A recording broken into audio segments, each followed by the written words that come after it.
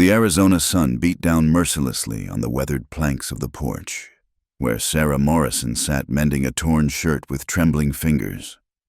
The needle slipped again, pricking her thumb, but she barely noticed. Her eyes were fixed on the horizon, watching for dust clouds that might signal riders approaching. In this unforgiving land, visitors rarely brought good news. It had been 3 months since they'd buried James. 3 months since the Apache raid that left her a widow at 24, alone with young Thomas on a ranch that seemed to grow more hostile with each passing day. The irony wasn't lost on her.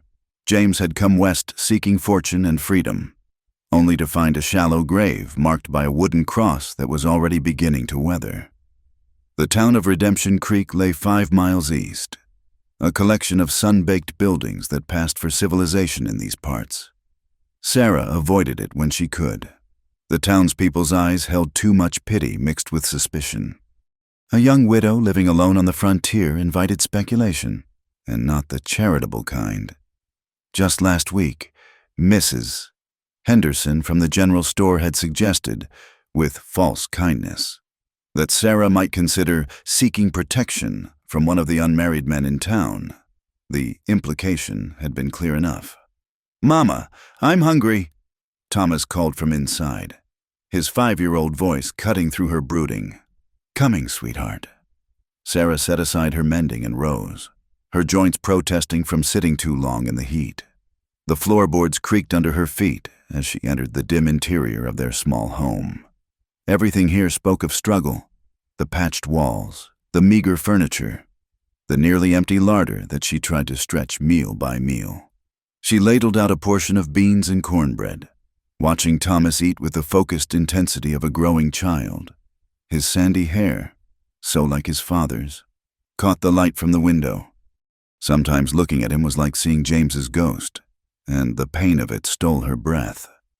After the noon meal, Sarah returned to her chores. Water needed fetching from the creek, a 1/4-mile walk that she'd once shared with James but now undertook alone, carrying the heavy buckets that left her shoulders aching. She took Thomas with her, unwilling to leave him alone even for that short time. The Apache raids had taught her that safety was an illusion in this vast, empty land. The creek ran low this time of year, a trickle of brown water winding between stands of cottonwood and mesquite. Sarah knelt at the bank, filling her buckets while Thomas threw pebbles into the shallow stream. The afternoon stretched quiet and still, broken only by the drone of insects and the distant cry of a hawk. That's when she saw him.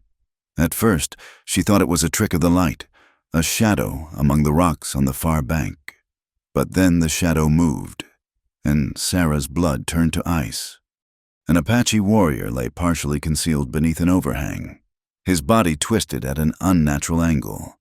Even from across the water, she could see the dark stain spreading across his side. Sarah grabbed Thomas, clamping a hand over his mouth before he could speak. Her heart hammered against her ribs as she crouched behind a boulder, every instinct screaming at her to run. This was the enemy. These were the people who had killed James, who had burned the Hendricks Ranch to the ground just 2 months ago. She should leave him to die. Or better yet, ride to town and alert the sheriff. But she didn't move. Long minutes passed as she watched the still form across the creek. He could be dead already, she reasoned, or dying. No threat to anyone. Cautiously, she peered around the boulder again. The warrior's eyes were open, fixed on her with an intensity that made her stomach lurch. He didn't move, didn't call out, just watched her with those dark eyes that held pain and something else. Resignation, perhaps. He knew his fate rested in her hands. "Mama?" Thomas whispered, squirming against her grip. "Hush, baby. We need to go." But still she hesitated. The Christian charity her mother had drummed into her warred with a very real fear that gripped her heart. This man's people had made her a widow. They'd orphaned children, burned homes, stolen livestock. Yet here he lay, wounded and alone, as helpless as any creature God had made. The Apache's lips moved, forming words she couldn't hear. His hand twitched, reaching toward his side where the blood had pooled. Then his eyes rolled back, and he went still. Sarah waited another 10 minutes before she dared to move. When she did, it was toward the creek, not away from it. Some impulse she couldn't name drove her forward, even as her mind screamed warnings. She left Thomas on the bank with strict instructions to run home if anyone appeared, then waded across the shallow water. Up close, the warrior looked younger than she'd expected, perhaps her own age, with sharp cheekbones and sun-weathered skin. The wound in his side was ugly, a ragged hole that could only have come from a bullet. His breathing was shallow, labored. Without treatment, he'd be dead by nightfall. Sarah stood over him, paralyzed by indecision. She could still walk away, should walk away. No one would blame her. But as she looked down at the unconscious man, she saw not an Apache warrior, but simply a human being in pain. The same faith that had sustained her through James's death wouldn't let her abandon even an enemy to such a fate. Moving quickly now, before she could change her mind, Sarah tore strips from her petticoat and pressed them against the wound. The fabric bloomed red immediately. She'd need proper bandages, medicine, clean water, none of which she had here. The barn. She could hide him in the barn. At least until she decided what to do. It was madness, of course. If anyone discovered she was harboring an Apache, the consequences would be swift and merciless. At best, she'd be run out of town. At worst, Sarah didn't let herself finish that thought. With strength born of necessity, she managed to drag the unconscious warrior to the creek bank. He was heavier than he looked, all lean muscle and sinew.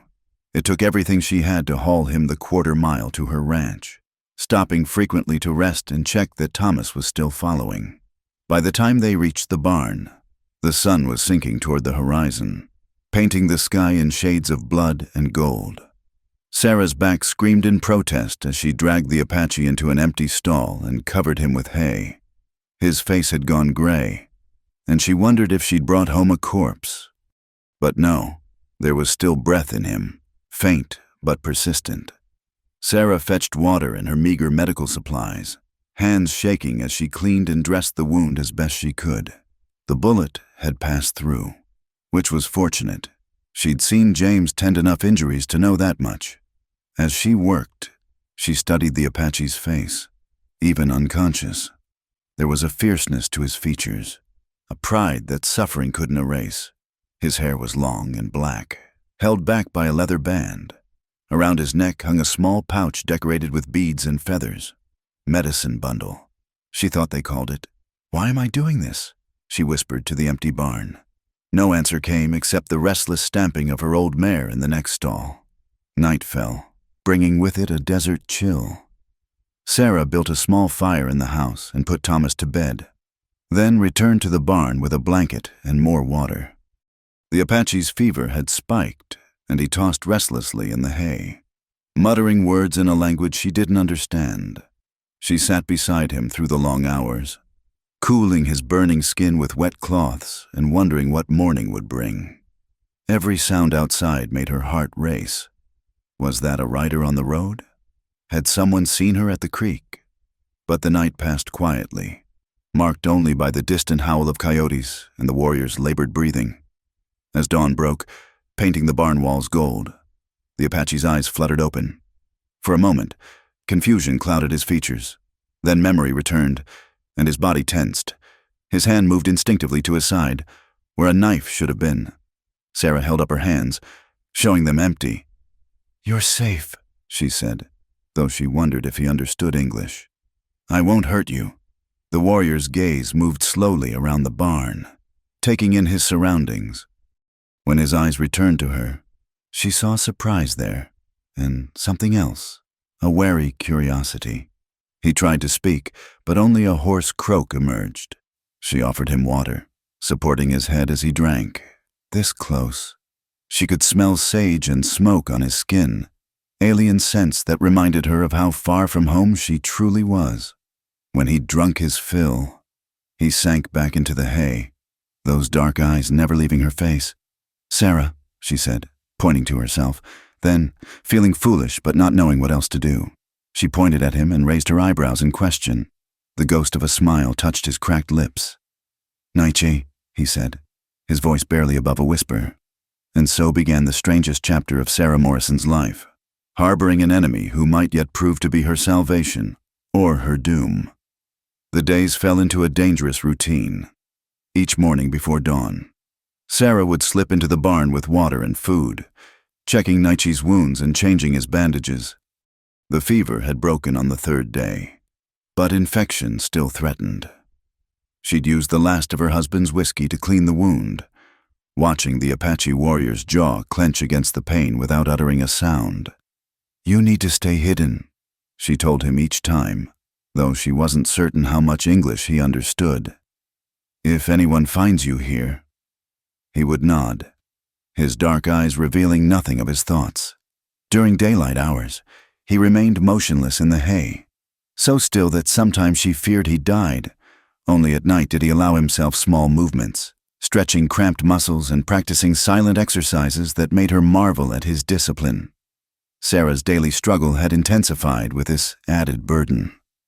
The ranch demanded constant attention, fences needed mending, the vegetable garden required watering, and the chickens had to be fed and protected from coyotes. All this while caring for Thomas and now secretly nursing an enemy back to health. The water barrel ran low too quickly. Sarah found herself making extra trips to the creek, always glancing over her shoulder, expecting to see riders from town. Her shoulders ached from carrying the additional buckets, but she couldn't risk Naichi dying of thirst, not after she'd already risked so much to save him. "Why doesn't the man in the barn come inside?" Thomas asked one morning over breakfast, his innocent question making Sarah's hand freeze mid-reach for the coffee pot. "What man, sweetheart?" She kept her voice steady through sheer will. "The hurt man. I saw you taking him food." Sarah's mind raced. She knelt beside her son, taking his small hands in hers. "Thomas, listen to me. That man he's sick, very sick, and some people might not understand why we're helping him. Can you keep it our secret, just for a little while?" Thomas nodded solemnly, like when we hid Papa's birthday present. "Yes," Sarah whispered, her throat tight. "Exactly like that." The similarities ended there. Of course, James's birthday surprise hadn't carried the threat of violence, hadn't made her lie awake at night wondering if she'd signed their death warrant. But Thomas accepted her explanation with the trusting faith of childhood, and Sarah added guilt to the heavy burden she already carried. 3 days later, Samuel Hendricks rode up to the ranch. Sarah saw him coming from the kitchen window and quickly smoothed her hair, trying to calm her racing heart. Samuel had been pressuring her to sell ever since James died, offering prices that insulted her intelligence and her desperation in equal measure. "Mrs. Morrison." He tipped his hat, though his smile held no warmth. "Thought I'd check on you and the boy, Christian duty and all." "We're managing fine, Mr. Hendricks." Sarah kept her body in the doorway, blocking his view inside. "Are you now?" His pale eyes swept the property, lingering on the barn. "Funny thing, but Bill Sawyer swears he saw Apache signs near Miller's Creek. Says they found blood on the rocks. You haven't seen anything unusual, have you?" "Nothing at all." The lie came easier than she'd expected. Samuel stepped closer, and Sarah caught the smell of tobacco and sweat. A woman alone can't be too careful. Why, just last month those savages burned out the Carters, killed Tom and his eldest boy, took the women. He let the threat hang in the air. "I appreciate your concern," Sarah said firmly, "but as you can see, we're perfectly safe." His gaze hardened. "My offer still stands. This land ain't fit for a woman alone. You'd be better off in town, maybe working at the boarding house. Mrs. Peterson's always looking for help." The suggestion of what kind of help Mrs. Peterson's establishment truly needed went unspoken, but understood. Sarah's cheeks burned. "Good day, Mr. Hendricks." She closed the door before he could respond, leaning against it until she heard his horse ride away. Through the window, she watched him pause near the barn, studying it with suspicious eyes before finally departing. That evening, she found Naichi sitting up when she entered the barn, his body tense with alertness. "Man, come," he said in halting English. "I hear—" Sarah nodded, surprised by his words. "You understand more than you let on." A slight smile ghosted across his features. "Some. Learn from traders. From soldiers." His expression darkened at the last word. She changed his bandages in silence, noting with relief that the wound was finally beginning to heal cleanly. His skin was warm, but no longer burning with fever. As she worked, she became aware of his steady gaze on her face. "Why?" he asked finally. Sarah understood the question. Why save an enemy? Why risk everything? She didn't have a good answer. "I don't know," she admitted. "My husband? Your people killed him. I should hate you." "You should." His agreement was matter of fact. "But I look at you and I see—" She paused, searching for words. "I see someone's son, maybe someone's husband, someone who bleeds red like the rest of us." Naichi was quiet for a long moment. Then, "Your man. How he die?" The question she dreaded. Sarah's hand stilled. "A raid. 3 months ago. He was trying to defend our cattle." "I not there," Naichi said quietly. "My band far south then, fighting soldiers near river. It shouldn't have mattered whether he was personally responsible or not. His people had done it. But somehow, it did matter." Sarah felt some small knot of tension ease in her chest. Over the following days, their conversations grew longer. Naichi's English improved with use, or perhaps he simply trusted her enough to reveal his knowledge. He told her about the constant running, the dwindling game, the soldiers who pursued his people relentlessly. "We fight because we must," he said one evening as purple shadows filled the barn.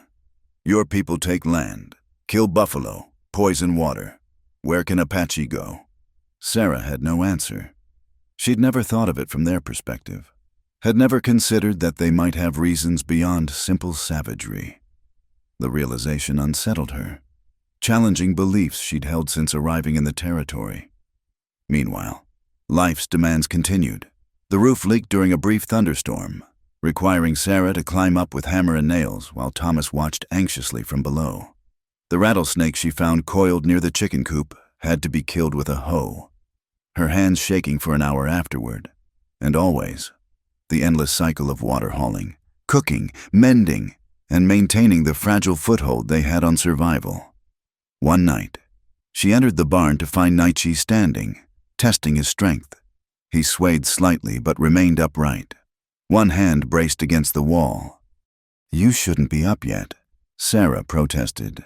"Must be ready. Cannot stay forever." The thought of him leaving sent an unexpected pang through her chest. When had she begun to look forward to their evening conversations? When had his presence shifted from threat to comfort? "You're not healed enough," she said, hearing the edge of panic in her own voice. Naichi studied her with those penetrating eyes. "You afraid when I go?" "No, yes, I don't know." Sarah sank onto a hay bale, suddenly exhausted. "I'm tired of being afraid all the time. Afraid of raiders, afraid of men like Hendricks, afraid of failing Thomas. At least with you here, I know where the danger is. I am danger," Naichi reminded her. "Are you?" Sarah met his gaze. "You've been here 2 weeks. You could have hurt us any time. Instead, you've been—" She searched for the word. "Honorable." Something shifted in his expression. He moved carefully to sit beside her, maintaining a careful distance. "Apache no honor. No loyalty. Your people think we animals."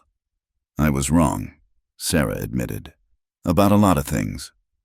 They sat in comfortable silence as night deepened outside. Through the barn door, stars emerged in the vast Arizona sky, brilliant and indifferent to human struggles. Sarah found herself intensely aware of Naichi's presence beside her, the controlled strength in his body, the way his long hair caught the lamplight, the sage and leather scent that had become familiar. "I should go," she said finally, not moving. "Yes," he agreed, also remaining still. The moment stretched between them, fragile and dangerous. Then Thomas's voice called from the house. "Breaking the spell." Sarah rose quickly, not trusting herself to look back.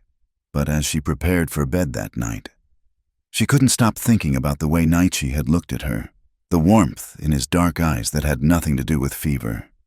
She was playing with fire. She knew. This tentative understanding between them couldn't last. Soon he would heal completely and leave, returning to his people and the endless war. She would go back to her lonely struggle, holding onto the ranch by her fingernails. Yet, for now, in the quiet desert night, she allowed herself to imagine a different world, one where Apache and white could speak as equals, where a woman might find strength in unexpected places, where the human heart could bridge even the deepest divides.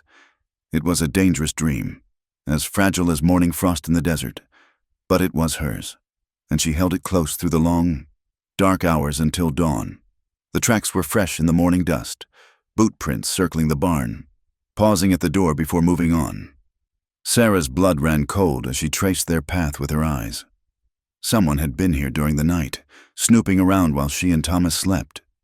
She forced herself to continue with the morning chores, scattering feed for the chickens while her mind raced. Had they seen anything? The barn door had been closed, but there were gaps in the walls where curious eyes might peer through. Every neighbor's glance would now carry suspicion. Every rider on the horizon, a potential threat. At midday, Sheriff Jacob Powell arrived with 2 deputies. Sarah watched them approach from the porch, her hands gripping Thomas's shoulders to keep them from trembling. "Mrs. Morrison." The sheriff touched his hat brim. He was a hard man in his 50s, with eyes like chips of flint and a reputation for dealing harshly with Apache sympathizers. "Mind if we have a look around? Is there a problem?" "Sheriff." Sarah kept her voice level. "Got reports of Apache movement in the area, fresh sign near the creek, blood on the rocks. You seen anything unusual?" "Nothing at all." The lie came smoothly now. Practiced. Powell's gaze swept the property. "Still, best we check. For your safety, of course." Sarah had no choice but to nod. "Of course." She held Thomas close as the men spread out. One heading for the small corral, another circling the house. Powell himself walked toward the barn, his hand resting on his pistol. Sarah's heart hammered so hard she feared he might hear it. The sheriff pushed open the barn door and disappeared inside. Sarah counted her breaths. 10, 20, 30. An eternity passed before he emerged, his expression unreadable. "Awful lot of hay moved around in there," he observed.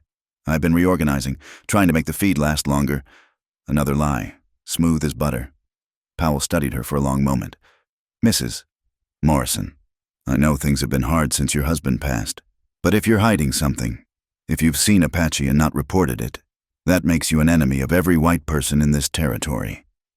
"I understand." "Sheriff, do you? Because Mrs. Hendricks thinks she saw you hauling extra water from the creek, more than one person would need." Sarah forced a laugh. "The garden needs water, Sheriff, unless that's become a crime?" His eyes narrowed. "Don't get smart with me, woman. I'm trying to protect you and your boy." "We appreciate that," Sarah said carefully. "Truly." Powell held her gaze a moment longer, then signaled his deputies. "We'll be watching," he said as they mounted up. "For your protection." After they left, Sarah's legs gave out. She sank onto the porch steps. Thomas pressed against her side. "Mama, are we in trouble?" "No, sweetheart. Everything's fine." Another lie. They seemed to come so easily now. She waited until dusk before entering the barn, half expecting to find it empty. But Naichi was there, pressed into a narrow space between the wall and a feed bin. So still he might have been carved from stone. "They're getting suspicious," she said without preamble. He emerged from his hiding place with fluid grace, despite his healing wound. "I bring danger to you. Must go." "You're not healed enough. Better to die free than bring harm to you and boy." Sarah felt tears prick her eyes. "Don't be foolish. Another week, maybe 2. "No." His voice was firm. "Tonight, when moon sets." The finality in his tone made her chest tighten. She'd known this day would come, but she wasn't prepared for the loss she already felt. These evening conversations had become the bright spot in her days, a connection she hadn't realized she craved until it was about to be severed. "Where will you go?" she asked. South. Mexico, maybe. Find others who still fight. That's hundreds of miles. He shrugged. Apache walk far. Sarah busied herself checking his wound one last time, not trusting her voice. The injury had healed well, leaving a puckered scar that would mark him forever. Her hands lingered longer than necessary, memorizing the warm bronze of his skin. Sarah. Her name on his lips made her look up. Why you cry? She hadn't realized she was... I'm being foolish. His hand covered hers, calloused and strong. Not foolish, brave. Apache have word Guyen, means woman warrior.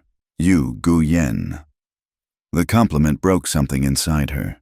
Before she could think better of it, she leaned forward and pressed her lips to his. For a heartbeat, he was still as stone. Then his arms came around her, pulling her against him with desperate strength. The kiss was nothing like the chaste pecks she'd shared with James. This was fire and need, and the forbidden all rolled into one. When they finally broke apart, both were breathing hard. I'm sorry, Nietzsche said roughly. Should not. Don't apologize. Sarah's voice was fierce. Don't you dare apologize. He studied her face in the lamplight, one hand rising to trace her cheek. In another world. Aim, we're not in another world. We're in this one. The bitterness in her voice surprised them both. Nietzsche was quiet for a moment. Then, so softly she almost missed it. Say you're mine. The words hung between them like a challenge.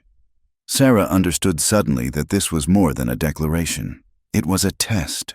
If she was truly willing to cross this line, to claim an Apache warrior as hers, she would be choosing a path that could lead only to destruction. I can't, she whispered. You know I can't. They'd kill us both. Thomas would be orphaned, shunned. I can't. I know. There was no anger in his voice, only understanding. Is why I must go. They held each other in the barn's shadows, surrounded by the sweet smell of hay and the weight of impossibility. Outside, nightbirds called, and the desert wind whispered secrets neither dared speak aloud. A sound made them spring apart, horses on the road, moving fast. Sarah peered through a crack in the wall and saw torches bobbing in the darkness. Her blood turned to ice. They're coming back, she breathed. Nietzsche was already moving, gathering the few supplies she'd managed to spare for him. Go to house. No nothing, but go. His urgency brooked no argument. Sarah ran for the house, slipping inside just as the riders turned into her yard. Through the window, she saw Sheriff Powell dismount, accompanied by Samuel Hendricks and several other men she recognized from town. Their faces were hard in the torchlight, ugly with suspicion and hate. The pounding on her door was loud enough to wake Thomas. Sarah settled him back in bed with soothing words before answering, wrapping a shawl around her nightdress. Sheriff, what's wrong? Powell pushed past her without invitation. Where is he? Who? Don't play dumb. Woman, the Apache. We know he's here. Sarah's mind raced. I don't know what you're talking about. Hendricks stepped forward, his pale eyes gleaming with triumph. My boy saw you in the barn tonight. Saw you with him. The words hit like a physical blow. Sarah forced her expression to remain confused. Your boy's mistaken. I was checking on the animals. Liar! Hendricks grabbed her arm, fingers digging in hard enough to bruise. Apache-loving witch, you shame your husband's memory. That's enough. Powell's voice cut through, though he made no move to help her. Search the property, every building, every hiding place. Sarah watched helplessly as men swarmed her land, torches casting wild shadows. They would find him. There was nowhere in the barn he could hide from a determined search. Her mind screamed prayers she wasn't sure anyone would hear. The barn doors were flung wide. Men disappeared inside, and Sarah held her breath. Shouts erupted, but not the triumphant cries she expected. Instead, confusion, arguments. Powell emerged, his expression thunderous. Where is he? I told you, there's no one. There's blood on the hay. Apache signs clear as day. But he's gone. The sheriff stepped close enough that she could smell the tobacco on his breath. You helped him escape. You're wrong. Am I? Because I think you've been hiding that savage for weeks, nursing him back to health while good Christian folk live in fear. And now you've warned him off. Sarah lifted her chin. Prove it. The challenge hung in the air. Powell's hand twitched toward his gun, and for a moment Sarah thought he might shoot her right there on her own porch. Then Hendrik spoke up. We don't need proof. Everyone knows what she is now. Apache lover, traitor to her race. The words were a death sentence of another kind. Sarah saw her future unspool before her. The shunning, the threats, the slow strangulation of isolation that would drive her from her home as surely as bullets would. Get off my land, she said quietly. Powell smiled, cold and satisfied. For now, but we'll be watching. One wrong move, Mrs. Morrison, just one. They left slowly, making sure she felt the weight of their threat. Sarah stood on the porch until the last torch disappeared into the darkness, then sank to her knees and wept. For Naichi, for herself, for the impossible choice that had been no choice at all. Somewhere in the vast desert night, an Apache warrior ran south toward an uncertain future, and, in her small ranch house, a widow held her sleeping son and wondered if she'd saved a life, only to lose her own. The shunning began immediately. When Sarah rode into town for supplies the next week, conversations died as she passed. Women gathered their children close, whispering behind raised hands. At the general store, Mrs. Henderson served her in cold silence, overcharging for flour and salt without even the pretense of fairness. That'll be $8, the woman said, not meeting Sarah's eyes. 8, but last month. Prices change. Take it or leave it. Sarah paid, knowing she had no choice. Other stores would be worse, if they'd serve her at all. As she loaded her meager supplies, she heard the whispers following her. Apache lover, traitor, no better than a squaw herself. The ride home seemed longer than usual, the weight of judgment heavy on her shoulders. But worse was yet to come. She found her fence posts pulled up, wire cut and coiled uselessly on the ground. Her small herd of cattle had scattered, and it took her all day to round up what she could find. 3 head were missing entirely, stolen or driven off. She couldn't tell which. Thomas helped as best he could, his small face serious as he held the wire while she hammered posts back into the hard earth. Why did someone break our fence, Mama? Some people are angry with us, Sarah said carefully. Because of the man in the barn? She paused, hammer in hand. Yes, but he was hurt. We're supposed to help hurt people. That's what Sunday school says. The innocence in his voice made her throat tight. Sometimes, sweetheart, people forget what Sunday school teaches. That night, rocks shattered her front window. Sarah swept up the glass with shaking hands while Thomas cowered in his bed. A note wrapped around one stone read simply, "Leave or burn." She didn't sleep, sitting instead by the broken window with James's rifle across her lap. Every shadow could be a threat, every sound a warning.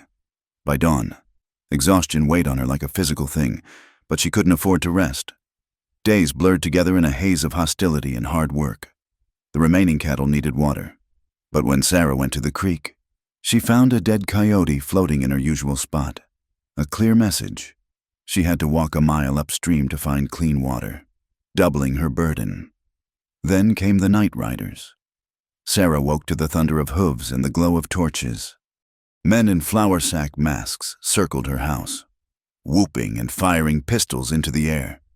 She grabbed Thomas and huddled with him in the root cellar, listening to windows break and furniture crash above them. "I want Papa." Thomas sobbed against her chest. "I know, baby, I know." Sarah held him tight, fury and fear warring in her heart. The riders left eventually, but the damage was done. Her home looked like a battlefield, chairs smashed, dishes broken, flour and sugar dumped on the floor. The message was clear. Next time would be worse. It was while cleaning up this destruction that Samuel Hendricks arrived, picking his way through her ruined yard with distaste.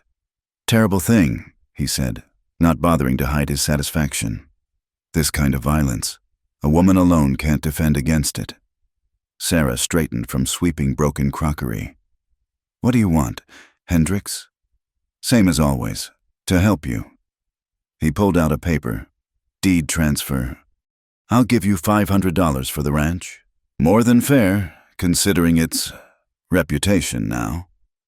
My husband paid $2,000 for this land. That was before you sullied it with Apache blood." His smile was cold. "Take the money. Mrs. Morrison. While you still can." Sarah's hands clenched on the broom handle. "Get out. Think about your boy. What kind of life will he have here? Shunned, threatened, maybe worse? In town, you could start fresh. Maybe find work at Mrs. Peterson's."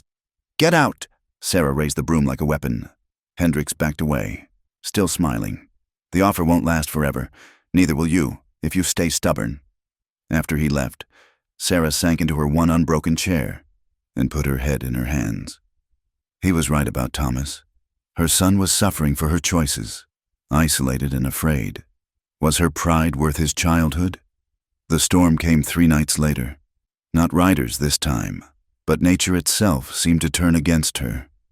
The wind howled like a living thing, ripping shingles from the roof and sending them spinning into the darkness. Rain poured through the gaps, soaking bedding and what few belongings remained intact. Sarah and Thomas huddled in the driest corner they could find, wrapped in a soggy quilt. The house shook with each gust, and Sarah wondered if it would simply collapse, ending their troubles in a pile of splintered wood. Then, through the chaos of wind and rain, she heard something else, a voice calling her name. She peered through the damaged door and saw him, Naichi, standing in her yard like a figure from a dream. He was soaked to the skin, his long hair plastered to his shoulders, but unmistakably real. "What are you doing here?" she gasped, pulling him inside. "Saw riders heading this way. Came back." His dark eyes took in the destruction, the fear in Thomas's face. "This because of me. You shouldn't have come. If they find you, let them." There was steel in his voice now. "Apache warrior does not run while his woman suffers." The words hung between them, weighted with meaning. His woman. Not a question this time, but a declaration. Sarah felt tears mix with the rain on her cheeks. "I'm not your woman. I can't be. Look what's already happened." Naichi caught her hands, stilling their frantic gestures. "You saved me, risked everything. Apache, do not forget. This isn't about debt. No, not debt." His thumb traced the bruises Hendricks had left on her arm, his jaw tightening. "Is about this." He kissed her then, gentle despite the storm raging around them. Sarah melted into it, letting herself forget for just a moment all the reasons this was impossible. A brilliant flash of lightning illuminated them, followed immediately by a deafening crack. The old cottonwood by the barn split down the middle, half of it crashing onto the chicken coop. Sarah pulled away from Naichi, the spell broken. "The chickens!" She rushed out into the storm, Naichi close behind. Together they worked to free the terrified birds from the wreckage, passing the squawking hens to Thomas, who corralled them in the kitchen. By the time they finished, all 3 were soaked and exhausted. Sarah built up the fire while Naichi secured what he could of the damaged roof. She found dry clothes that had been James's, trying not to think about the strangeness of seeing another man in her husband's shirts. They sat by the fire as the storm began to ease, Thomas asleep between them despite the chaos. The boy had accepted Naichi's return with the easy adaptability of childhood, too tired and scared to question. "This can't continue," Sarah said quietly. "They'll destroy everything, maybe hurt Thomas. I should take Hendricks' money and leave." "Where you go?" Naichi asked. "Town. They not welcome you there. Another territory? How you travel alone with boy?" She had no answer. Every path seemed blocked. "I know place," he said after a moment. "Hidden Valley, 2 days south. Water, game, shelter. Apache used sometimes when running from soldiers. You're suggesting I leave everything? Become a fugitive? Better than dead. Better than... He gestured at the destruction around them. Sarah looked at her sleeping son, at his pale face marked by exhaustion and fear, then at Naichi, who had risked his life to return to them. Finally, at the ruins of the life she'd tried so hard to preserve. They'll hunt us, she said. Maybe, but Apache know how to hide, how to survive. Thomas isn't Apache, neither am I. Naichi's hand covered hers. Can learn. We'll teach. It was madness. Everything she'd been raised to believe. Everything society expected. Rebelled against the idea. But what was the alternative? Stay and watch her son grow up in fear and hatred? Wait for the night riders to escalate from property damage to something worse? Say you're mine, Naichi said softly, the words barely audible over the dying wind. Choose. This time, Sarah understood fully what he asked. Not just words of affection, but a complete break from her world. To claim an Apache warrior as hers was to become Apache herself in the eyes of her people. There would be no going back. She thought of her parents, safe in their distant eastern home, who would be horrified. Of James, who would never have understood. Of everything she'd been taught about her place in the world. Then she looked at Naichi's face in the firelight, saw the hope and fear there that mirrored her own. He'd saved them tonight, just as she'd saved him weeks ago. Perhaps that was what love really was. Not the comfortable partnership she'd had with James, but this dangerous, impossible thing that demanded everything. When? She asked. His hand tightened on hers. Tomorrow night. Pack light. Only what you must have. Sarah nodded, her choice made. In the morning, she would prepare for a journey into the unknown. But tonight, she sat by the fire with her son and the man she couldn't call hers yet, watching the storm pass and feeling, despite everything, a strange peace. The die was cast.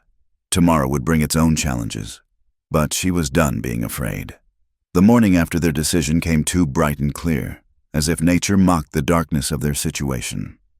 Sarah moved through her ruined home, selecting only the most essential items. Each choice felt like a small death. The photographs left behind, her mother's china too broken to save, James's books that would be too heavy to carry. We'll need food for 3 days, Naichi said, checking the rifle he'd hidden near the barn.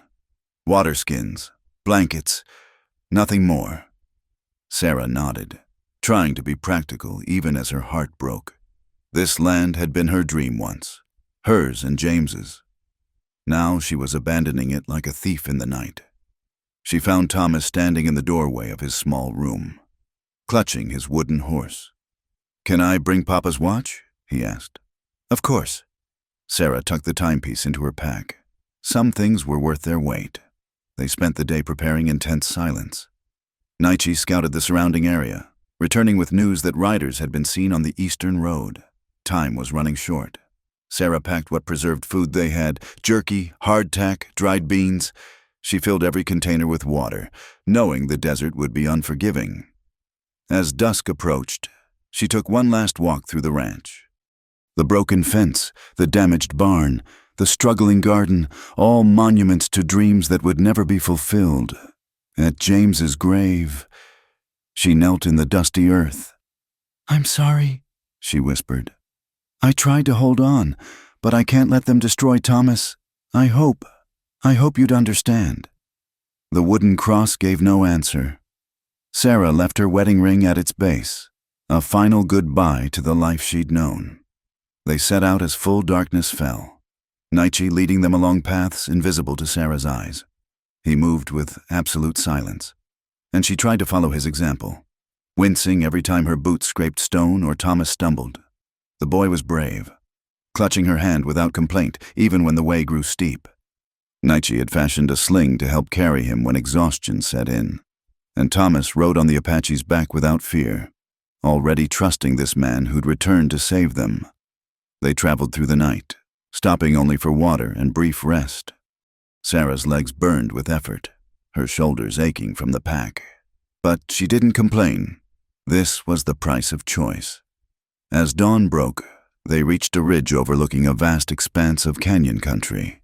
The sight took Sarah's breath. Red rock formations twisted into impossible shapes, purple shadows pooling in deep ravines, and far below, a ribbon of green marking a hidden stream. Apache land, Naichi said with quiet pride. Soldiers fear to follow here. They descended carefully, following a trail that seemed more suited to mountain goats than humans. Sarah's heart stayed in her throat as they navigated narrow ledges, but Naichi's steady presence kept her moving. By midday, they reached the valley floor. It was like entering another world. Cottonwoods provided blessed shade, and the stream gurgled over smooth stones.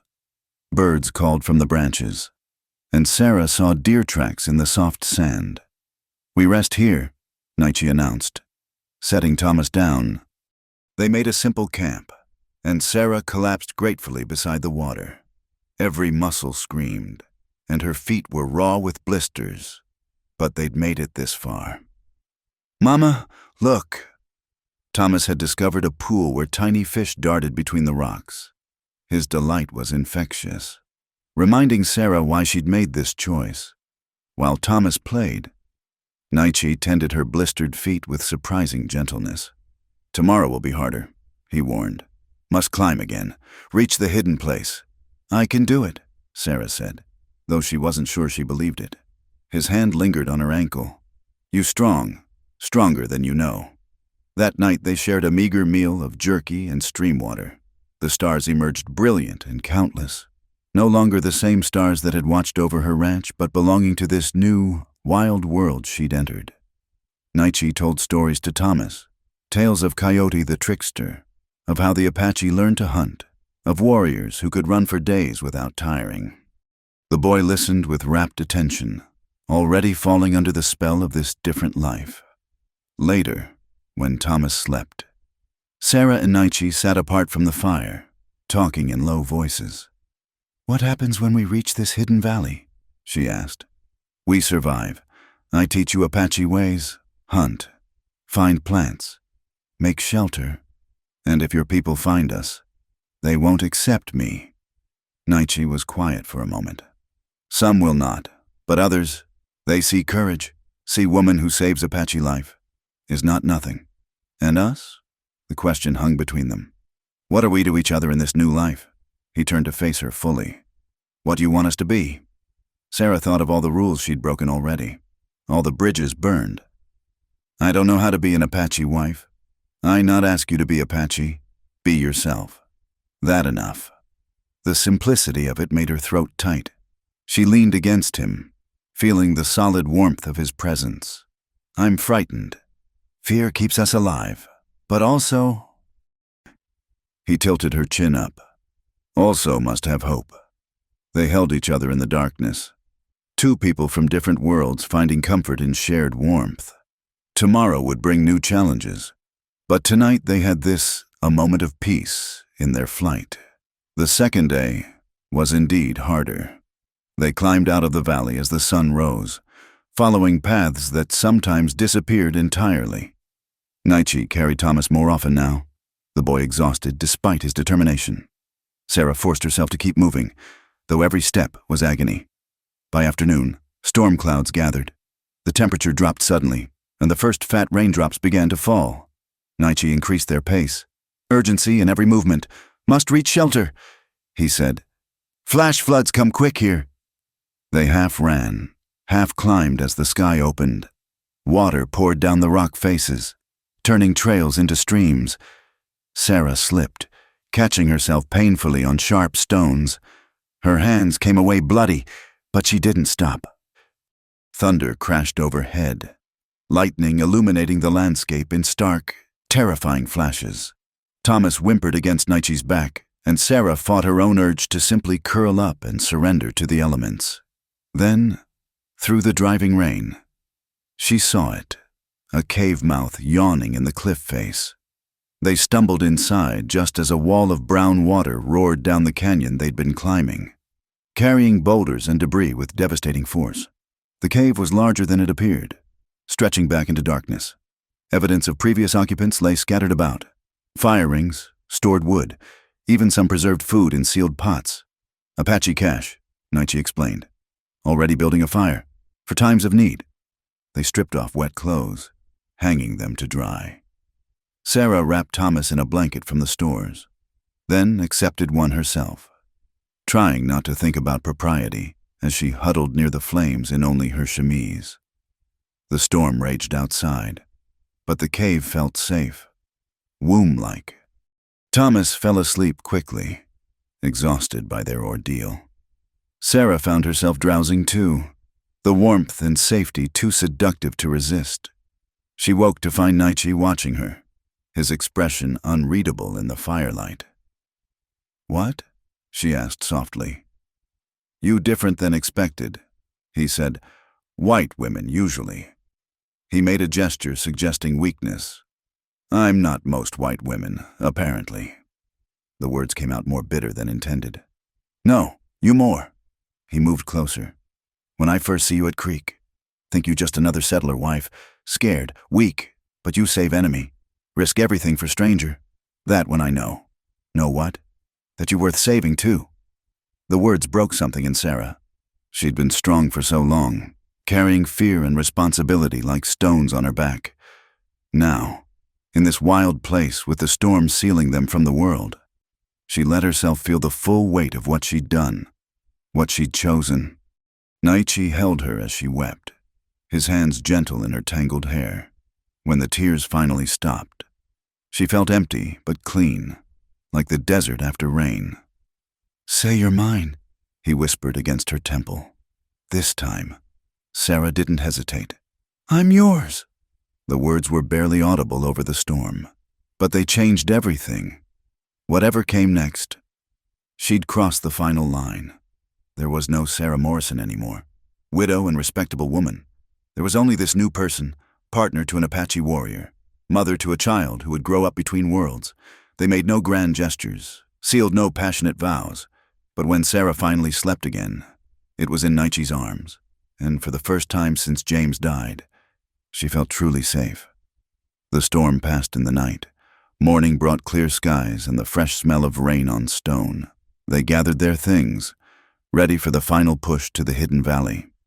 As they emerged from the cave, Sarah looked back once at the way they'd come. Somewhere beyond those ridges lay her old life, already feeling like a dream. Then she turned forward, toward the unknown future she'd chosen. "Ready?" Naichi asked. Sarah adjusted her pack, took Thomas's hand, and nodded. They walked into the new day together. Three unlikely souls bound by necessity and something deeper, the fragile, dangerous thing called love. The hidden valley exceeded Sarah's imagination, nestled between towering red cliffs. It stretched perhaps 2 miles long and half as wide, with a spring-fed stream meandering through groves of cottonwood and willow. Grass grew thick in meadows where ancient fire rings showed this had been a sanctuary for generations. "Home," Naichi said simply, but Sarah heard the deeper meaning. This wasn't just shelter, it was sacred space, protected by canyon walls and Apache knowledge. They made camp near the stream, under a natural overhang that provided shelter from sun and rain. Naichi immediately set about teaching them survival, his patience endless despite the urgency of their situation. "First, water," he instructed, showing Sarah how to read the land for springs and seeps. "Rock formations tell stories. This color means water below. These plants grow only where ground stays wet." Thomas proved an eager student, absorbing knowledge with the adaptability of youth. Within days, he could identify edible plants and track small game, his fair hair bleached lighter by the sun as he transformed from town child to something wilder. Sarah struggled more. Her soft hands blistered from grinding mesquite pods into flour. Her attempts at weaving baskets from willow resulted in lopsided containers that wouldn't hold water. The bow Naichi fashioned for her seemed impossibly difficult to draw, her arrows flying everywhere but their intended target. "I'm useless," she said one evening after failing again to hit the practice target. Naichi adjusted her stance, his hands steady on her shoulders. "You think Apache born knowing these things? I learn as child, make many mistakes. You learn as adult, Harder but possible. His proximity distracted her, the warmth of his body, the sage scent that clung to his hair. Since that night in the cave, they'd maintained careful distance, aware that Thomas watched everything, but the awareness hummed between them, constant as desert heat. Days blended together in a rhythm of survival and learning. Morning meant checking snares, gathering plants, tending the small fire that must never be large enough to create telltale smoke. Afternoons brought lessons in tracking, weapon making, the 100 skills needed to live without civilization's props. Evenings were for stories. Nietzsche spoke of Apache history, of the time before white settlers when his people moved freely across vast territories. He told of Geronimo's resistance, of broken treaties and poisoned waterholes, of children taken to distant schools and forbidden their language. "Why don't you hate us?" Sarah asked one night. "After everything." "Hate takes energy needed for survival," he replied. "And you not us. You here, learning our ways. You chose different path." She realized. Each day saw her shed another layer of her former life. Her fair skin darkened under the sun. Her hands grew calloused but capable. She could now hit the target more often than not, could identify animal tracks, could find water where none seemed to exist. Thomas thrived in this new life. He ran barefoot over rocks, sure-footed as a goat. His laughter echoed off canyon walls as he played games Nietzsche taught him, learning to move silently, to read weather signs, to respect the desert's dangers while embracing its freedom. But paradise couldn't last. The first sign came when Nietzsche returned from a hunting trip, his expression grave. Riders in the low country, soldiers and civilians together. They search. Sarah's heart clenched. For us? Maybe, or maybe just Apache, but we must be more careful. They doubled their caution, erasing tracks, keeping fires smaller, posting watches. Sarah learned to sleep lightly, waking at every unusual sound. The peace of their valley now felt fragile, threatened. One morning, while gathering piñon nuts on the ridge, Sarah spotted dust clouds in the distance. Through the field glasses Nietzsche had salvaged, she made out a large group of riders, moving systematically through the canyons below. She ran back to camp, breathless. 20 men, maybe more. They have Apache scouts with them. Nietzsche's face went still. Apache scouts. His own people turned against their brothers for army pay and promises. They would know the hidden places, the secret ways. We move deeper, he decided. Higher valley, harder to reach, leave false trails going opposite way. They packed swiftly. Sarah proud of how little they needed now compared to that first desperate flight. Thomas helped without complaint, understanding the seriousness though fear showed in his eyes. The climb to the upper valley tested every skill Sarah had learned. Handholds crumbled, sending rocks cascading below. One false step meant death, yet they had to move fast. Behind them, Nietzsche carefully obscured their passage, laying false sign leading east while they went west. The upper valley was smaller, more austere, a hanging garden suspended between cliffs, accessible only by the treacherous route they'd climbed. A small spring provided water, but game would be scarcer here, edible plants fewer. "Can we survive here?" Sarah asked, surveying their new refuge. "If we must." Nietzsche was already calculating resources, planning how to stretch what they had. That night, they huddled together against the cold that came with altitude. Thomas slept between them, but Sarah felt Nietzsche's awareness, the unspoken thing growing stronger with each shared danger.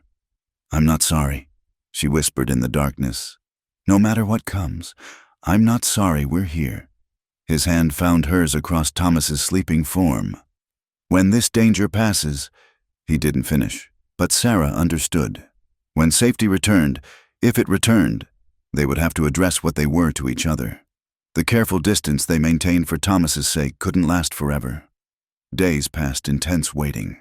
They saw search parties twice more, once passing directly below their hidden valley. Sarah held her breath as horses picked their way through the canyon, certain someone would look up and spot the narrow trail. But the riders passed on, following easier paths, Food became a concern. The upper valley's limited resources forced them to ration carefully.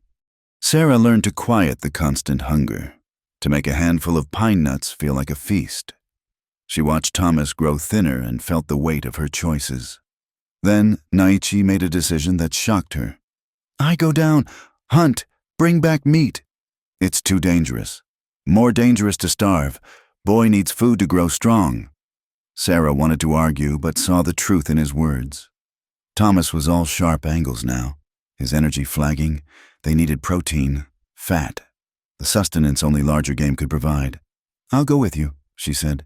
"No, someone must stay with Boy, and—" He touched her sun-darkened cheek. "You're not ready for that kind of danger." He left before dawn, moving like smoke down the treacherous trail. Sarah spent the day in agony, starting at every sound, imagining capture, death, loss. Thomas sensed her fear and stayed close, their lessons half-hearted attempts at normalcy. Night fell with no sign of him. Sarah built a tiny fire, just enough to warm Thomas, and tried not to think of all the things that could have gone wrong. She told stories, fairy tales from her childhood mixed with Apache legends she'd learned, creating new myths for this new life. Near midnight, a sound made her reach for the rifle, but it was Naichi, materializing from shadow with a deer carcass across his shoulders. Relief hit her so hard she nearly wept. They butchered the deer by moonlight, wasting nothing. Meat cut thin to dry, hide scraped for later use, bones saved for tools and soup. The fresh liver went to Thomas, who needed the nourishment most. Sarah had never imagined eating raw organ meat, but necessity had changed many things.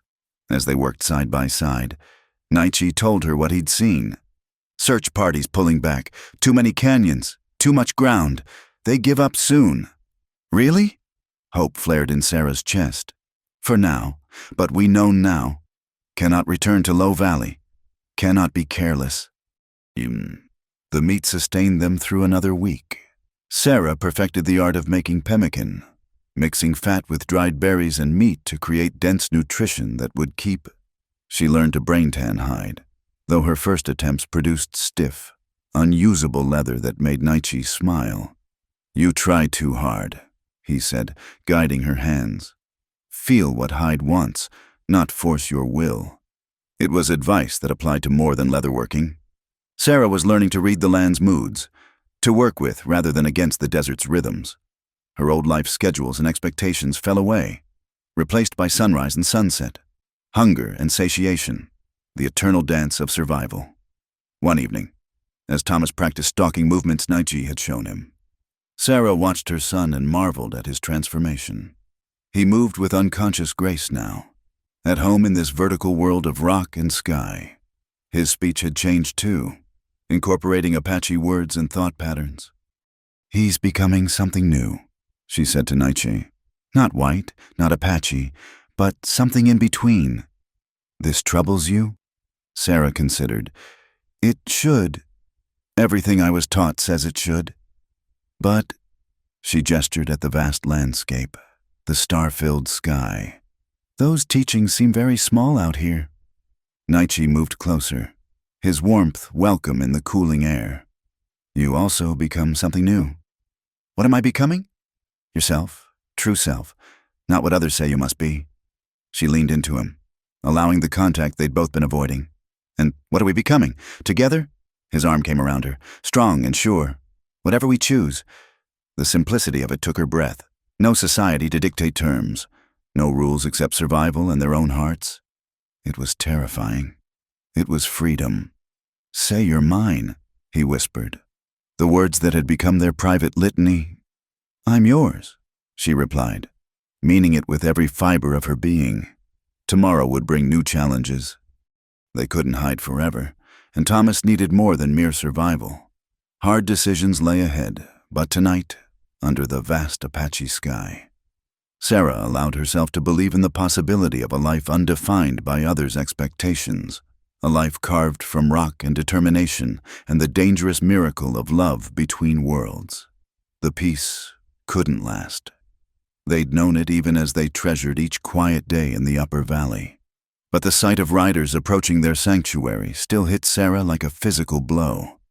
She spotted them from the lookout point, a large group moving with deadly purpose up the canyon they'd thought impassable. "Nietzsche!" Her urgent whisper brought him running. He studied the riders through the field glasses, his face growing grim. "They know we here. See the one leading? Marcus bent nose, Apache scout, best tracker in territory." Sarah's heart sank. If they'd found the hidden trail to the upper valley, there was nowhere left to run. They were trapped between stone walls and sky. "How long?" she asked. "By sunset, maybe little after." They had hours at most. Sarah looked at Thomas, practicing his letters in the dirt with a stick, unaware that his world was about to shatter again. The familiar taste of fear filled her mouth. "We could try the north face," she suggested desperately. "Climb higher." "No!" Nietzsche's voice held finality. "Boy cannot make that climb. You neither. Not fast enough." He was right. The routes beyond their valley required skills she hadn't mastered, strength Thomas didn't possess. They'd be caught on the cliff face like insects on a wall. "Then we fight. They too many. Would die quick. Accomplish nothing." He turned to her, his dark eyes holding depths of sorrow. "Only one way." Sarah knew before he said it. "No? I go down. Surrender. Lead them away. You and boy hide in cave near spring. They follow me. Not search careful." "No!" The word tore from her throat. "We stay together. Whatever happens." "Sarah." He caught her shoulders, his voice gentle but firm. "You think like Apache now. Good. But also must think like mother. Boy needs you alive." She was crying, not caring that Thomas might see. "They'll hang you. You know they will." Maybe just prison. Not important. His thumb brushed away her tears. "You saved me once. Now my turn save you." "I won't let you." But her protest died as shouts echoed up from below. The riders had found the trail marker, were beginning the ascent. Time had run out. Nietzsche pulled her close, kissing her with a desperate intensity. "Take boy to cave. Stay quiet. No fire until full day after they leave. Then go north to Navajo country. Find family of many horses. Tell them Nietzsche send you. They help. I can't. You can. You strong. You survive." He pressed something into her hand, his medicine bundle, the sacred pouch he never removed. "Give to Thomas when he old enough. Tell him.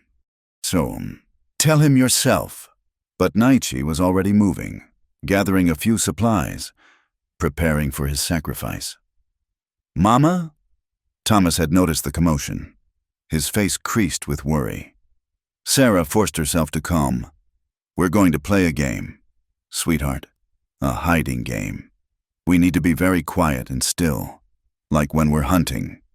She grabbed their essential supplies: water, pemmican, blankets, the rifle. The cave Nietzsche had mentioned was small but deep, hidden behind a fall of rocks. They'd stored some supplies there against emergency. As they climbed toward it, Sarah looked back to see Nietzsche standing at the valley's entrance, silhouetted against the sky.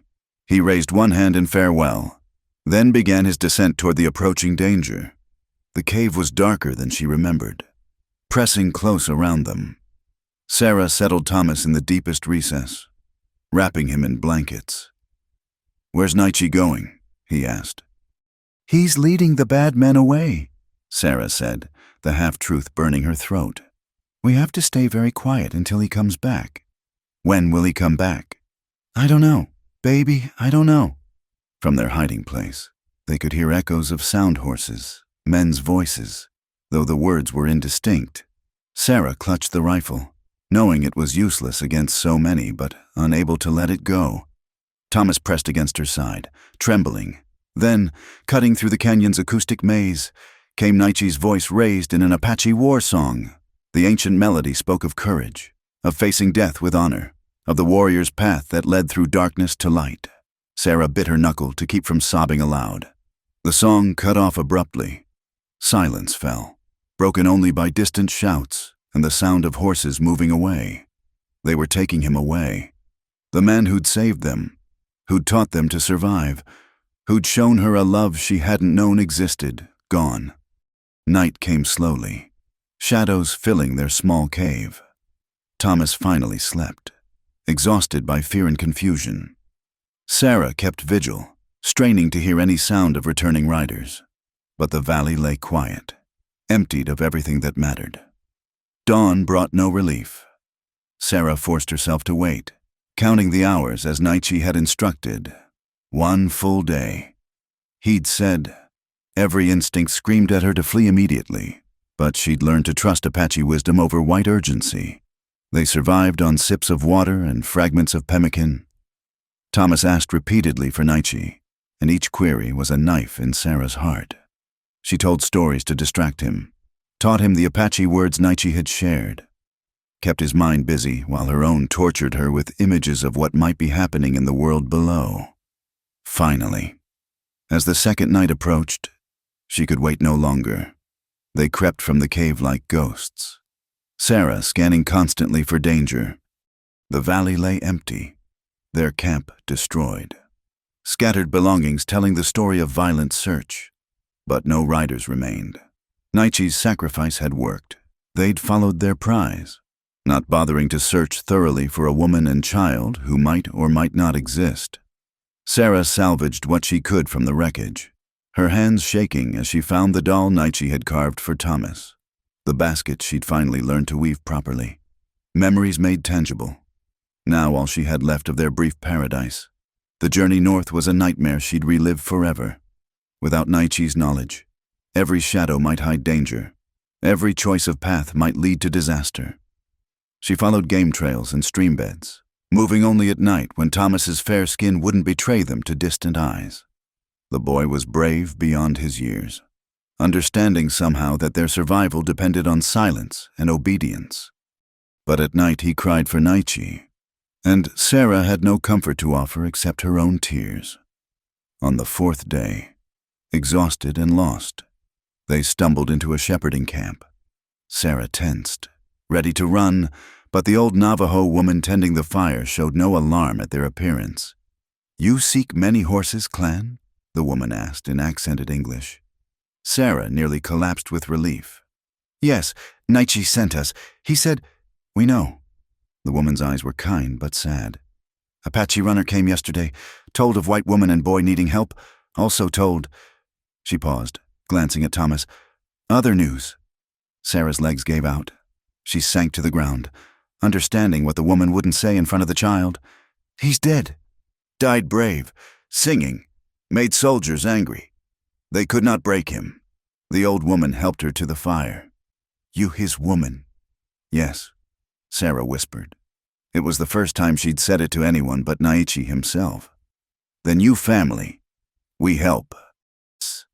The Navajo took them in with a generosity that broke Sarah's heart. They asked no questions, made no judgments about a white woman claiming an Apache man. Thomas was given to the care of other children, drawn into their games and lessons, while Sarah was allowed to grieve. She learned the details slowly, from traders and travelers who carried news between peoples. The posse had taken Nietzsche to Redemption Creek, intending a proper trial, but Judge Walker, Samuel Hendrick's cousin, had other ideas. The trial lasted 1 hour. The verdict was predetermined. They'd hanged him at sunset, from the old cottonwood at the edge of town. He'd refused the hood, meeting death with open eyes.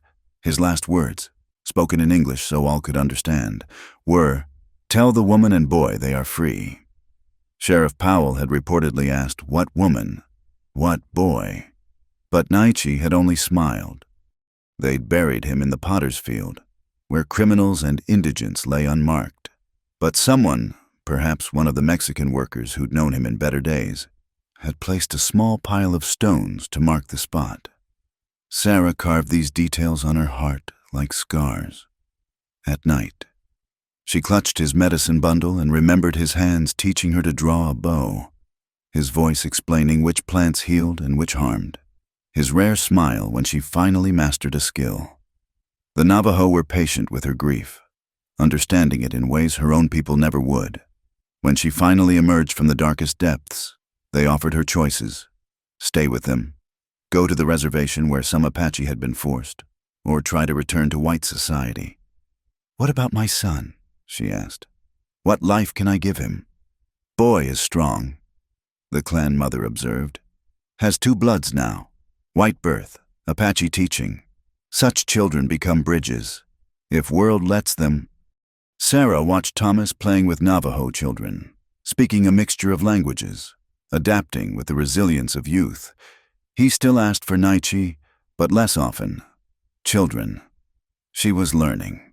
Could survive losses that would break adults. One morning, she made her decision. "We'll go to California," she announced. "Start new, where no one knows our story." The Navajo helped her prepare, trading hides and blankets for traveling money, teaching her routes that would avoid the worst settlements. When they left, the clan mother pressed a small pouch into her hands. "Seeds," she explained. "From this land, plant them in new place. Remember, the journey to California was its own epic, full of challenges and small victories, but they survived, using skills Naichi had taught them, in a small coastal town." Sarah found work as a seamstress, her desert-hardened hands remembering older talents. Thomas attended school, brilliant and strange, equally comfortable discussing Shakespeare or tracking deer. She told people she was a widow, which was true enough in all ways that mattered. When asked about her sun-darkened skin and the Apache words Thomas sometimes used, she spoke vaguely of time spent in the territories, letting others draw their own conclusions. At night, she held Naichi's medicine bundle and remembered the whispered words, "Say you're mine," echoed in her dreams, no longer a question but a truth that death couldn't alter. She was his, would always be his, marked by love that had cost everything but given her the strength to survive. Thomas grew tall and strong, carrying within him the legacy of 2 worlds, and sometimes, when the coastal fog rolled in like desert dust, Sarah could almost hear an Apache war song on the wind, promising that some loves transcend even death, bridging the vast spaces between what was and what might have been. 5 years had passed since that terrible day in the canyon. Sarah's small dress shop in the coastal town of Crescent Bay had become modestly successful, her skilled hands creating garments for the town's growing population. The California sun was gentler than Arizona's harsh blaze, and the ocean's rhythm had replaced the desert's silence. Thomas, now 10, raced into the shop after school, his face flushed with anger. "Mama, they called me half-breed again." Sarah set down her sewing, her heart aching at the familiar pain, despite their attempts at a fresh start. Somehow, people always sensed something different about them. Thomas's sun-darkened skin, his way of moving, the occasional Apache word that slipped into his speech, all marked him as other. "Who called you that?" she asked, though it hardly mattered. There would always be someone. Billy Patterson and his friends. They said I don't belong here, that we should go back where we came from. His voice cracked. "Where did we come from? Mama, really?" Sarah had known this day would come. She'd prepared for it. Yet now the words stuck in her throat. "Sit down, my love. It's time you knew everything." She told him then, the whole truth, about his father's death, about Naichi, about their flight into the desert and the life they'd built in the hidden valley.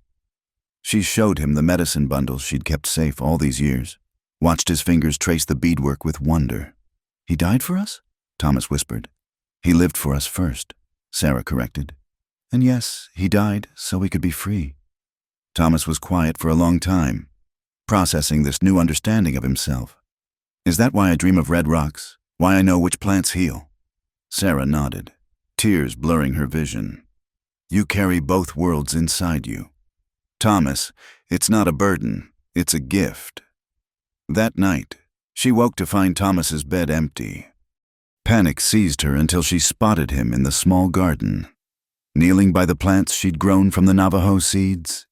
He was singing, soft, uncertain, but unmistakably the war song Naichi had sung on his last day. "I remember," he said when he sensed her presence. "Not everything, but pieces. His hands showing me how to hold a bow, his voice telling stories, the way he looked at you, Sarah knelt beside him in the moonlit garden. What else do you remember? Being safe, even when we were running. Hiding. I felt safe because you were both there. He looked at her with eyes wise beyond his years. I want to go back. Thomas, not to stay, just to see, to understand. He clutched the medicine bundle. To honor him properly? Sarah's first instinct was to refuse. They'd built a life here, safe if not perfect. Returning to Arizona meant risking everything, but looking at her son's determined face, she saw Naichi's spirit living on. Thomas needed this journey to understand himself. All right, she heard herself say. This summer, we'll go back. The months passed slowly. Sarah saved every penny, planned every detail. She wrote to the Navajo family who'd helped them, receiving word that they would be welcomed. She taught Thomas more Apache words, sharing memories she'd hoarded like treasures. When July came, they boarded the eastbound stage. The journey that had taken weeks of desperate flight now passed in days of relative comfort. Sarah watched the landscape change from coastal green to desert brown, each mile awakening memories. Thomas absorbed everything with intense focus, the shift in light, the different birds, the way the air itself changed. I remember this, he kept saying. The smell, the colors. They stopped first at the Navajo settlement. Many Horses clan welcomed them with quiet joy, marveling at how Thomas had grown. The clan mother who'd helped them before studied the boy with knowing eyes. He has the spirit, she pronounced. Both warrior and peacemaker. The world needs such bridges. Thomas spent days with the Navajo children, relearning skills his body somehow remembered. Sarah watched him bloom in this environment, becoming more himself than he'd ever been in California. But they'd come for a specific purpose, with the Navajo guides. They made their way to Redemption Creek. The town had grown, booming with mining money. The old buildings looked smaller than Sarah remembered, less threatening. She'd worried about being recognized, but 5 years of sun and hardship had changed her. The soft rancher's wife was gone, replaced by a woman who moved with quiet confidence. Still, her heart raced as they walked down Main Street. The cottonwood tree still stood at the town's edge. Sarah had steeled herself for this, but seeing it still hit like a physical blow. Thomas's hand found hers, squeezing tight. This is where? He asked quietly. Yes. They stood in silence, remembering a man who'd bridged 2 worlds and paid the ultimate price. Sarah wanted to rage at the injustice, to scream at the townspeople who went about their business, oblivious to the tragedy that had played out here. Ma'am? A voice behind them made her turn. Sheriff Powell stood there, older, grayer, but still wearing his star. Recognition flickered in his eyes. Mrs. Morrison? Sarah lifted her chin. Not anymore. He studied her. Then Thomas, understanding dawning. The boy is my son. We're just passing through. Powell looked uncomfortable, his gaze shifting to the cottonwood. What happened? It wasn't right. I knew it then, but the town wanted blood. Hendricks had the judge in his pocket. Where is Hendricks now? Sarah asked, surprised by her own calm. Dead 2 years back. Tried to cheat the wrong people. Ended up shot in a card game. The ranch went to creditors. He paused. Your old place sits empty. No one wants it. Say it's cursed. Sarah felt no satisfaction at Hendricks' fate. It changed nothing, brought no one back. And the Potter's Field? Powell's discomfort increased. Behind the old mission.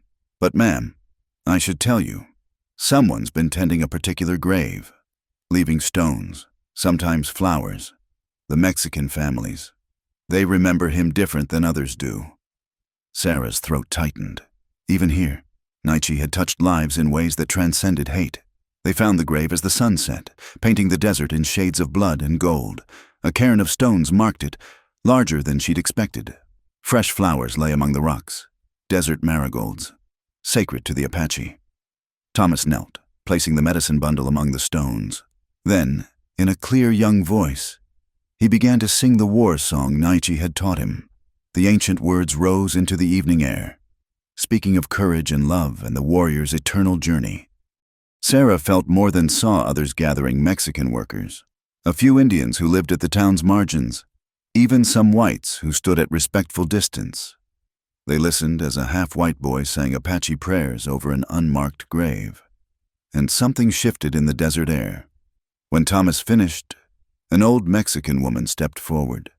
"I remember him," she said in accented English. "He helped my husband once, when the Anglos wouldn't, gave us food when we had nothing. A good man." Others shared quiet stories, small kindnesses, moments of unexpected humanity. Sarah realized that Nietzsche's legacy was larger than she'd known. Seeds of change planted even here. As full darkness fell, they prepared to leave. But Thomas had one more request. "Can we see our old home?" Sarah hesitated, then nodded. They rode out as the moon rose, following paths worn deep in her memory. The ranch looked, as Powell had said, abandoned, slowly being reclaimed by the desert. The house where she'd lived with James seemed to belong to another lifetime. But Thomas wasn't interested in the buildings. He led her to a spot near the creek, where a lone cottonwood provided shade. "Here," he said with certainty. "This is where you found him." Sarah's breath caught. She'd never told him the exact spot, yet he knew. Yes, where it all began. Thomas looked around with solemn eyes. "Where our real life started." They camped there that night, under stars that seemed especially bright. Thomas asked for stories of the old days, and Sarah found herself sharing memories she'd thought too painful to voice. But here, in this place of beginnings and endings, the words flowed like water. "Will we stay in California?"